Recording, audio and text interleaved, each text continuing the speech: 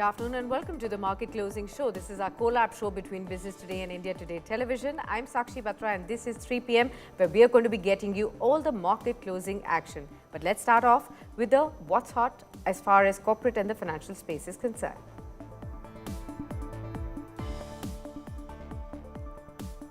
Record high gold prices keep buyers away. Demand for gold jewelry in the July to September quarter is the lowest since COVID 5 years ago. Overall demand also dips. It's also down 16% on year. But gold as an investment gains popularity with a 20% jump from last year.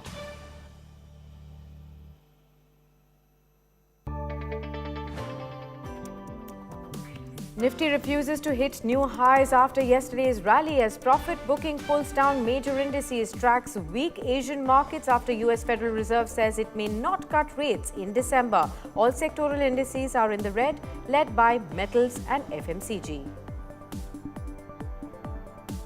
There's no stopping the IPO frenzy on the Lal Street, even as Lenskart gets ready for its 7,300 crore rupees issue, which opens tomorrow. Budget broker Groww has announced its 6,600 crore rupees issue as well.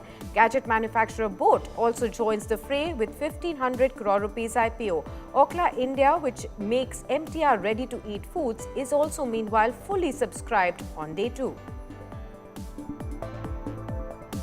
US President Donald Trump has announced a 10% cut in tariffs on China, bringing down the fentanyl-related penalties after talks with his Chinese counterpart. Claims also breakthrough in the areas of soybean as well as rare earths. China is silent on the big takeaways of the summit in South Korea. Elon Musk's Starlink is all set to make its mark in India, leasing office space in Mumbai. Its first official presence in the country, the company also begins technical and security demo runs before it launches its high-speed terrestrial internet network.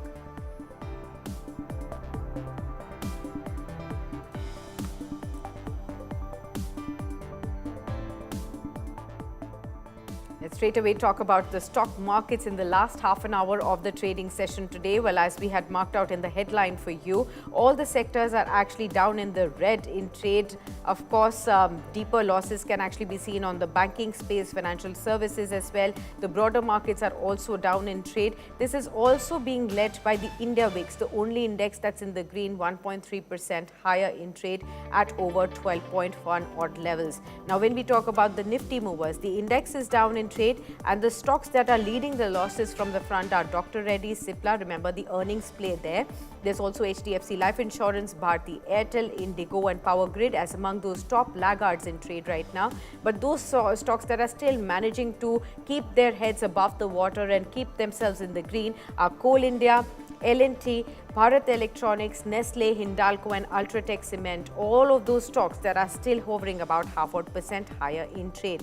Now, when we talk about the kind of laggards that we are seeing in the F&O space as well, you will see names like Steel Authority, REC, even CG Power, Cipla and Tube Investments as those top laggards from the kind of losses that we are seeing. Look at Vodafone Idea, Sharda Cropchem, LIC. These are all the top losers in trade today. Dr. Reddy's, NMDC Steel and IDBI Bank. These are all the laggards that you're seeing at this point in time. But let's quickly go across to our guest on board. Mr. Avinash Gorakshakar is with us, market expert, to help us understand the broad view on the markets as well. Warm welcome to you, Avinash. Good to have you yet again with us.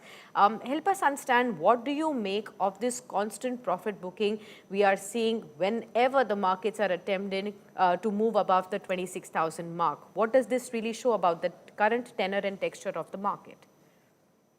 Yeah, I think, Swati, first of all, let me tell you one thing, that this profit booking is largely because of the fact that, I think we keep hearing the US tariff news flows, and I think the day some new development happens, the markets gets excited. Overall, I would say that, I think the China-US deal is happening very rapidly, so we are not very far away. Maybe by the end of this month, we could get a little bit of clarity, and that could be a very major trigger point for the market. And another reason why the markets are down, you see a lot of profit booking, of course, is also because of the fact that there's a lot of primary market supply paper which is coming into the markets. This month is also, that is the month of November, is also going to be a very busy month. almost 40,000 crores is going to be raised from the primary market. So there is some inherent pressure on the secondary market, because typically what happens is people apply in the primary market and book money from the secondary market. That is the primary reason the markets are not, convincingly crossing the 26,000 level. I think as soon as the markets come to, the index comes towards that level, there is a lot of profit booking which we see. But I think the good part is Q2 numbers have been better than expectations. We have seen a lot of sectors like banks, capital goods, automotive, auto components, the consumer durable companies. I think numbers have been pretty good and much better than expectations. So I think you'll have to wait for some time till the primary market supply pressure eases. But overall, I think it's a good stock specific market where I think there's a lot of opportunity available. And I think with macros improving, interest cuts down, GST cuts announced, I think the real impact of the earnings is going to be reflected in Q3. So I think we'll have to wait for that time. But nevertheless, I think, this kind of volatility will continue. Okay. So Avinash, how are you looking at the opportunities in this very, very volatile market? We constantly keep going up and down at this point in time. What are you advising clients? What's the best way to start looking at their portfolios? Should one use these dips to continue to accumulate fundamentally good stocks? Or are you finding newer opportunities? How are you looking at this current space? This is also the time when earnings are getting a sharp reaction from the markets as well. Every good earning is rewarded, but every bad earning is also seeing some cuts in the stocks. No, I think if you talk about opportunities, Sakshi, I think we are quite positive on the automotive, auto component pack, the hospitality, the hotel sector, and of course, the banking and the FMCG sector. I think banking is one of those sectors where I think the PSU banks are available at a very attractive valuation. Numbers have been also been pretty decent, especially if we look at companies like Canara Bank, PNB, Punjab National Bank, and I think IT cannot be ignored. IT has been a surprise pack. You have seen numbers from HCL Tech, Coforge. So, these are sectors which are now slowly showing some sort of turnaround signs. So, I think, of course, FMCG has yet not turned around. We have not seen that kind of volume push. But I think the third quarter should be good. I think if you look at the commentary from the HUL management, they clearly hinted that the October to December volume growth could spike up because of the GST cut, entire benefit getting in. So, I think broadly the domestic theme looks to be pretty solid. IT is a surprise pack because despite the headwinds, these companies have shown pretty strong numbers. So I think it's a pick and choose market. I think you've got to slowly construct a portfolio which is now going to be structurally headed for a very good earnings kind of recovery, especially from the second half of FY26. So I think net, it's a waiting game. We'll have to wait for some time. But after the Q3 number, the markets are definitely going to be pleasantly surprised with the earnings growth trajectory, because that is going to be the main engine which is going to drive the market going forward. Okay, fair point. When we've been talking about the kind of investment opportunities that exist, viewers, we've been talking a lot about gold and silver prices over the last 1 or 2 quarters. We've extensively discussed with you various data points as well. And a fresh data has actually come in today. And this has been released by the World Gold Council, which actually shows that the true extent of the impact of record high prices in gold and silver has actually been on the gold demand right ahead of the festive season in India. What have we seen as per this data?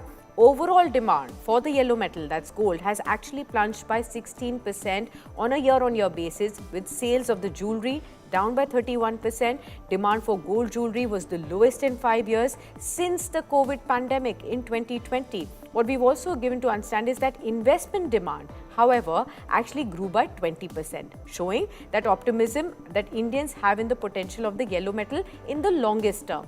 Now remember, imports of gold in this period were also down by 37% as well, which actually reflected lower demand and therefore the lower imports as well.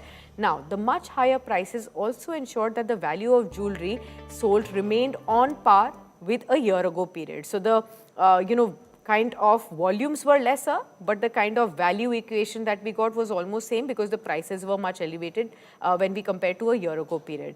Now, for more on this, let's also welcome our guest on board. Ajay Kedia is also joining our panel, MD and Director of Kedia Advisory. Warm welcome to you, Ajay ji. Good to have you with us. Well, first up, I want to understand from you, how are you assessing the entire gold market at this point in time?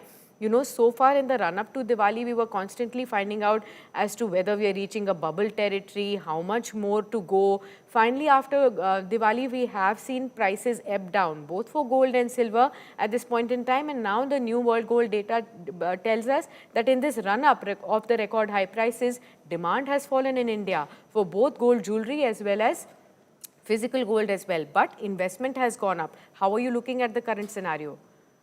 So, Sakshi, you have rightly mentioned that the volumes have been continually dropping because of high value, we can say. Because the data even shows that jewelry demand has dropped by almost 23% as the high prices was the major concern.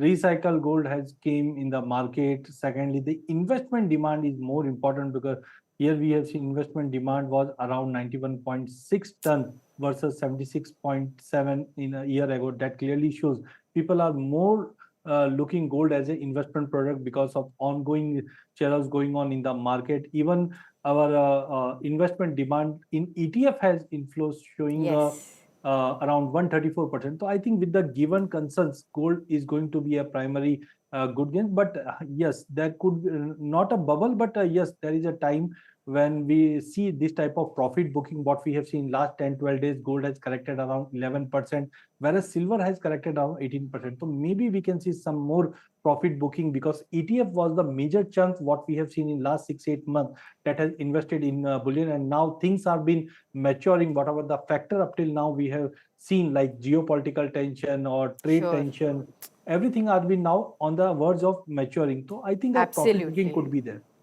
So more profit booking means what is the level in the near term that you expect for gold and for silver? How much lower can they go from the current levels, Ajay ji? See, I think volatility is too high right now. We have seen already $500 correction in gold in international prices.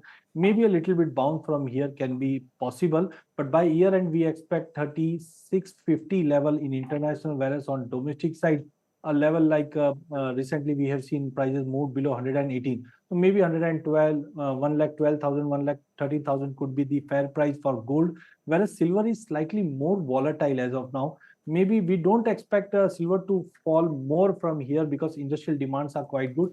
But despite that, we expect 1,40,000 is an immediate support. But a level like 128, 130 is going to be a good level where one can look for buy, looking to the fundamentals at that time. Okay, let me bring in Avinash Jarji here into the conversation as well. Avinash ji, one clear fact that we are getting from World Gold Council meeting and the report is that ETFs investment has gone up by 134% on a year-on-year basis. That actually shows us the entire shift. Whereas the demand for physical gold, demand for jewelry was ebbing lower, global demand for ETFs has suddenly risen so much. How are you assessing this as a market participant? Your clients must also be, constantly quizzing you about as to whether this is the best way to invest in gold and silver. How are you looking at the ETFs journey in gold and silver? Oh, exactly. I think, see, there are a lot of investors who want to participate in gold, and I think gold as an asset class, I think everybody wants to keep them in their portfolio. So rather than buying physical gold, Sakshi, I think ETFs are a much better option. They are less cost expensive. More importantly, they are liquid. They are traded at any point of day, and unlike a physical gold, where you go to the jeweler and some making charges or some extra charges the jeweler cuts. This is a very liquid instrument. So, to that extent, it's a very feasible instrument for not only small investors, but even large institutional investors. And I think gold ETFs are very, less risky as compared to buying physical gold. So typically, the volatility in the gold prices is also something which the ETFs take care of. Of course, ETFs are meant for investors who take a 3 to 4 year kind of timeline, and these are not short-term instruments. But either way, you want to create a good portfolio of gold in your portfolio, then I think ETFs are the new trend, and I think this will continue going forward also.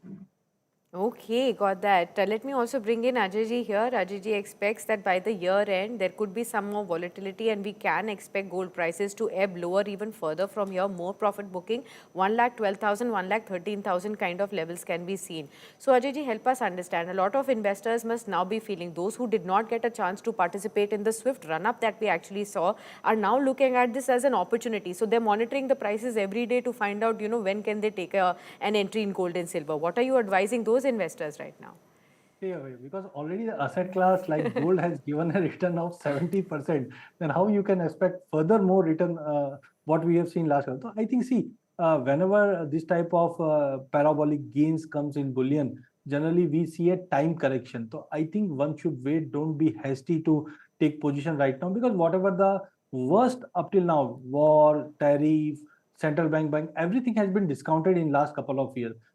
I am more bullish on silver because silver is having a industrial consumption right now. Around 56% silver has been consumed in clean energy, and the shortage, as we know, industrial shortages are still going on. So maybe a corrective dip in silver would be a good level to re-enter. What I have suggested around 100, 1 lakh 18, 1 lakh 20 is going to be a fair price where you can start looking for silver, despite it has doubled in last 1 year period, but still in international we are expecting $72, but it will take another couple of years to reach that level. But currently I think other asset class are very cheap as compared to gold right now. So let either prices should adjust themselves, or a correction should be there. Then only one should go for an investment. If you have having any marriages at home, definitely for consumption go for gold and silver, but for investment it's not rightly advised right now. One should wait for correction or consolidation, then you should enter. Okay, very clear view that is coming in, viewers. You must understand that there is a difference between, purchasing gold and silver for consumption and purchasing gold and silver for your investment portfolio. And there are two views that Ajay ji has shared here. In case you have needs at your home, maybe you have a wedding coming up, you have to buy for personal consumption, go ahead and use these dips that we have seen right now to purchase gold and silver at this point in time. But in case you're looking for your absolute long-term investment purchases, there are other asset classes that are cheaper. Like look at stock markets, they have not given any return potentially over the last 1 year. And right now they seem to be much cheaper than gold and silver at this point in time. We'll come to Avinash ji on what is the outlook for markets. But Ajay ji, just one question before we let you go is, if somebody is waiting for the prices to dip further, you've given us the levels where they can actually potentially enter. What can they actually expect as returns going forward then? Whenever Sakshi, this type of parabolic returns comes, one should have, because already in 2011 we have seen gold prices tested the level of 1920, and it has taken almost 8 years to achieve that level again. So I think for coming 1 year, if everything settled down, I don't expect gold will beat the inflation also. It should be consolidating.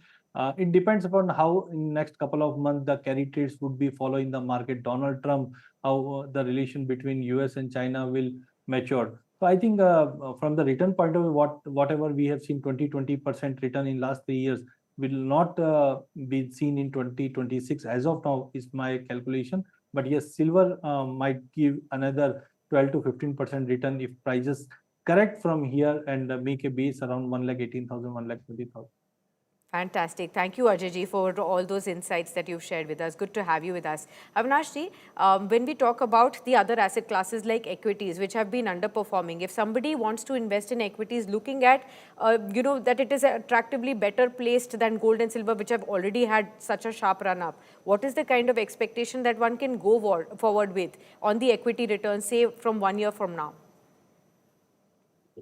No, I think, gold, silver will continue to be in demand. And I think broadly, my sense is that you mentioned about what kind of allocation you should have. I think Yeah. clearly, for an investor who's already invested in equity, I think he Hmm. should keep some pocket of opportunity for gold and silver. I think it could be in Okay. the form of gold and silver ETFs, or maybe companies which operate in the gold and silver space. I think we continue to be positive, on the gold finance companies, because actually, the fact of the matter is that gold prices are not going to go down significantly, and there's no panic. In fact, gold finance companies deal with finance which is financed against gold, jewelry and ornaments. So, this is a very safe business. Something like a Manappuram or a Muthoot Finance typically can give you multiple returns, provided you can invest and sit on these companies for a long time, because demand is Hmm. huge. And I think, in India, almost every family has got gold in their, residential houses. So the amount of opportunity to scale up is pretty huge. And this is a very concentrated business. You cannot find many large players. There are Yeah. hardly two companies, Manappuram and Muthoot. And of course, you want to bet on the gold and silver price. I think, silver, I think Hindustan Zinc is a kind of a bet which I think you need to obviously look at it from a longer term perspective. But I think one thing you must remember, that these are commodities. So the cyclicality and the volatility in these stock prices is going to be quite significant, like metal companies. So I think net, I think you need to keep a small exposure. You can either buy gold or silver ETFs, or you can take a direct call in any of these companies I mentioned. Okay, got that. So some allocation in your investment portfolio has to be there for the long term to balance out asset allocation in your investment portfolio, since India is a country which is being seen as a huge consumer of gold and silver, and that's not going to go away anytime soon. Prices may be volatile, but you have to keep an eye out on the long term. So either by way of stocks that Avinash ji has mentioned or ETFs, you have to have some allocation in your investment portfolio. Now let's come back to the stock markets after this gold discussion. Avinash ji, you were also talking about the IT companies there. In fact, yesterday we've had the Business Today AI Summit where Infosys co-founder Kris Gopalakrishnan was with us. And in fact, he has warned that India must now build strategic tech autonomy and retrain its workforce to stay relevant in an AI-powered world as well. Speaking at this summit in Bengaluru, the tech veteran has said that India actually stands at a crucial inflection point and that AI will reshape every industry going forward. Let's first listen into what he had to say and we'll come back to a conversation there. Every industry, every sector, how every person works is going to change in the future. So it's clearly an inflection point. The opportunity for us, and we have to look at opportunities in different segments or sectors. If I take IT services industry, because I think that must be also in the top of mind for many people. Any dramatic change in technology means more opportunities for creating new applications, creating new capabilities, doing things which hitherto were not possible, doing things faster, cheaper, better. In the normal business cycle, this means more work, more business. It also requires them to retrain all their employees. It's just not all their employees, but all of us will also have to be retrained to use AI effectively. If you are creating a PowerPoint presentation or writing an article, if you're not using AI to do that, you'll probably be only 50% efficient or 20% efficient. Because AI can actually double your productive capacity, speed,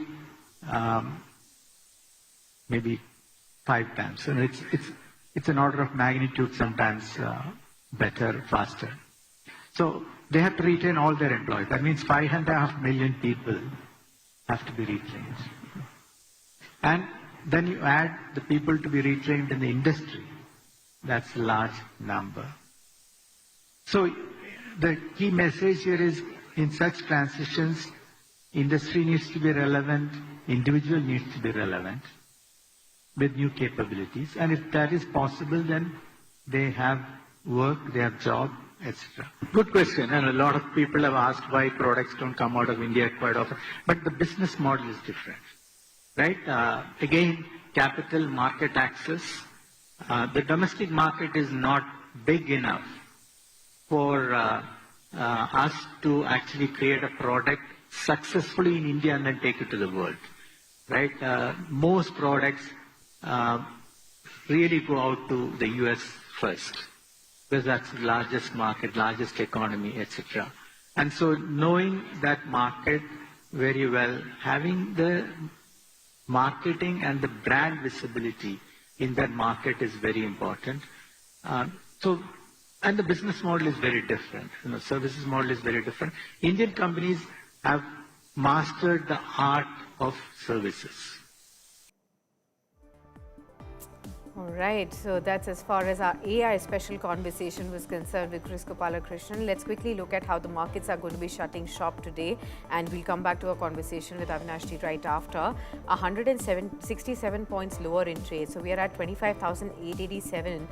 We're off the lowest point absolutely, but we've actually stayed low for the maximum part of the day today, and ending just near the low point of the day as well. So the markets overall have slipped, and that's the final print, 25,891 on the Nifty. Let's look at the Nifty Bank as well and see how the markets are moving as far as the Nifty Bank is also concerned. Today, even the banking space has actually declined in trade. You can see about a 0.5% decline coming in. Again, like we were talking about the Nifty, it's also slid low and it's also ended near the low point of the day as well. Let's pull up the mid caps and the small caps as well for all our viewers to see how the broader market space, where the mid cap stocks and the small cap stocks trade, how have they performed. Just about slightly better off than the mid caps and the larger indices. But look at the kind of weakness that we have seen through the course of the day. It's almost similar. It's just off the point of the day, but 0.1, 0.2% kind of a lower closing is what we have on the mid and the small caps. Sectorally, all the sectors in the red. What has saved the blushes is the real estate sector. Let's pull that up. Just minor green is what it has managed towards the end of the session after staying low for the largest part of the day. So you can see a swift pick up that has happened and it's pulled up 0.04% higher, but rest all of the sectors are down. Financial services, private banks, they're all down in trade. IT is down in trade. FMCG is also down in trade. Let's also pull up the stocks there. Let's start off with the gainers. Coal India, L&T, BEL, these are the stocks that have bucked the trend in trade today. About 0.5% to 1.5% moves on the higher side. Hindalco, Nestle, Ultratech Cement, these are all the other stocks that have also pulled up. On the declining side, let's actually look at the stocks that have actually pulled down the stock. So Pharma names, Dr. Reddy's, Cipla, HDFC Life from the life insurance space. Again, a 2% fall there. Bharti Airtel, Power Grid, Tech Mahindra, these are all the stocks that are down. So Bharti Airtel from the telecom space, Power Grid is from the power space, Bajaj Auto from the auto pack, IT names again, Infosys, all have declined in trade. So a weak trade is what we have had in today's trading session as well. Let's come back to our conversation with Avinash ji. And Avinash ji, first, we were hearing out Kris Gopalakrishnan, who was talking about the big AI push that India is at an inflection point and has to cater to that as well. A lot of investors are also starting to look at AI related themes that could turn out to be the big wealth creators probably over the next 5 years, 10 years odd. Have you also assessed what's the India AI opportunity within the stock markets right now? We don't have a company like Nvidia globally or an open AI, so to speak. We have large tech players like TCS, Infosys, Tech Mahindra, or we have some specific companies that are probably dealing with semiconductors, data centers. How are you looking at this big AI opportunity? Any stocks that come to your mind as well? Yeah, I think you mentioned something about data centers. In fact, there was some problem in the audio, but I think what I understood is that stocks which have got maybe some correlation to data centers. I think definitely one looks at this sector now as a important sector within the artificial intelligence space. Because clearly in the next say 4 to 5 years, you're going to see a lot of artificial intelligence coming and taking away the basic kind of jobs in most of the corporates, and to that extent it's going to be used as a very good cost cutting tool. I think there are manufacturing sectors in India which are already started working on it. So I think you need to be a little vigilant. As of now, I don't think there are many proxies which clearly justify artificial intelligence stock. But I think within the IT pack, most of these companies have started working on AI, machine learning, and obviously on the product development application. So I think we'll have to wait and watch, Sakshi. I won't be able to, talk about any company here because frankly, there are not many companies which actually qualify in the artificial intelligence space as a fully focused activity. Okay, let's take one query that has come in from our viewers, Avinash, for you. This is Amit Malviya from Dehradun. Wants to know about the pharma sector earnings. Are they looking good? And is it the right time to invest in pharma sector? How would you assess this one?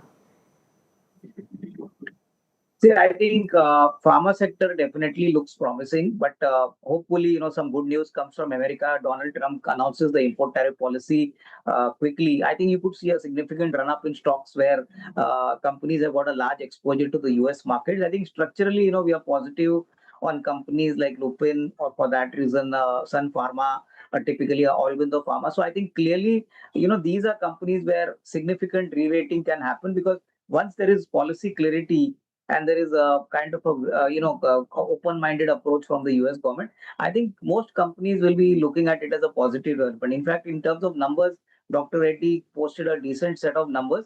So I would say that you have to create a basket of companies which have a large exposure to the US market. I think the portfolio choices are definitely important, and I think you need to take a slightly longer term call here. So I think within this, you could possibly Right. look at Right. biotech or maybe the domestic plays also. Absolutely. Avinash, thank you so much for all those insights. Good to have you with us as always. And viewers, we're out of time.